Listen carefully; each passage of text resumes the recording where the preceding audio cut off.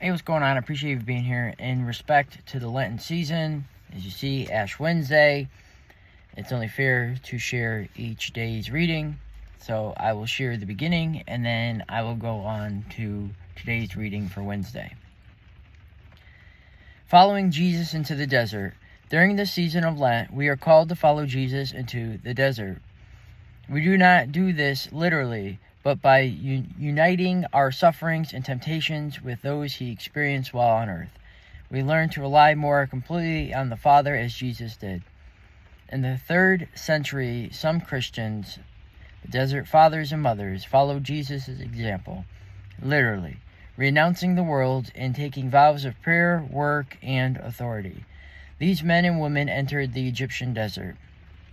Their prayerful way of life was marked by poverty, service, fasting, and self-denial. Contemplative prayer can be traced back to those desert fathers and mothers. There are many definitions of contemplative prayer, but perhaps the simplest one is this: a silent communion with God, with our gaze of faith fixed on Jesus. Although we don't literally go out into the desert, we can learn from this example of those early Christians who followed Jesus Christ. The 40 days of Lent. 40 days is a round number with symbolic meaning. The Israelites spent 40 years in the desert on their way to the Promised Land. Jesus spent 40 days and 40 nights fasting in the desert before beginning his ministry. Our tradition of fasting during Lent also is associated with 40 days.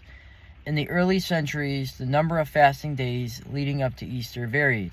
In some places, 2 days, in others, a week. Gradually, this grew longer and longer by the middle of the 4th century. Lent began 6 weeks before Easter. However, fasting was always prohibited on Sundays, and that meant that there were only 36 fasting days.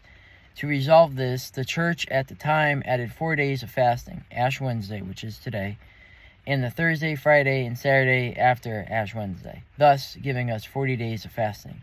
Lent itself ends on the evening of Holy Thursday. We then begin the Triduum, the most sacred 3 days of the year, lasting through Easter Sunday evening.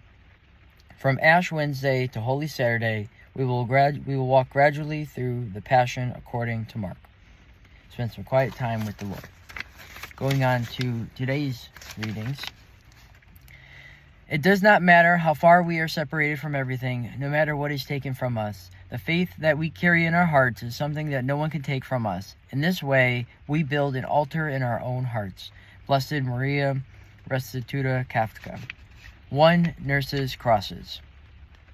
On Ash Wednesday, 1942, Nazi secret police arrested a Catholic nun after receiving information that she defied orders to remove crucifixes from patient rooms. In fact, she was hung more. Sister Maria Restituta Kafka, who was serving as the head surgical nurse at Mödling Hospital in Vienna, Austria, remained in her post for a time only because of the critical nature of her work.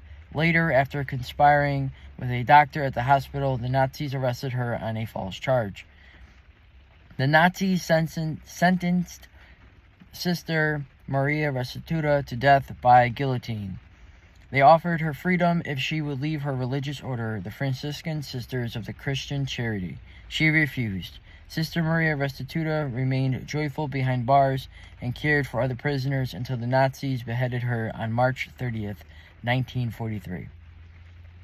In 1998, St. Pope John Paul II beatified Sister Maria Restituta and referred to her as a martyr of freedom and faith. In the face of death, Blessed Maria Restituta gave witness to her faith with love, mercy, and a cross on the wall.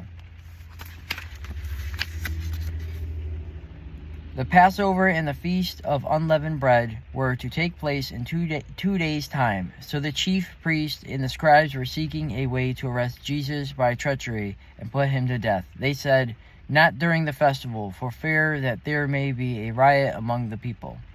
That's Mark chapter 14, verses 1 through 2. The Passion according to Mark. Thunder clouds had been gathering on the horizon for a long time. Herod had beheaded John the Baptist. Religious leaders felt more and more threatened by Jesus. Now the die is cast. They have decided to kill him. Jesus spent most of his life and ministry up north in Galilee. Now he has come south to Jerusalem for the Passover, where as many Jewish people as possible gather to celebrate their exodus from slavery in Egypt some 1,300 years earlier. There is a festive spirit in the air. Although life seems normal, Jesus is 2 days away from death. At the beginning of the movie Brahms' song, a voice says, "Every true story ends in death." This is a true story. The story of Jesus is a true story. He dies, but the story doesn't end in death. My story is also a true story. I will die. Ash Wednesday is a good time to talk to the Lord about life and death and life after death. Spend some quiet time with the Lord. I appreciate you for being here, and I look forward to sharing Thursday's reading with you tomorrow.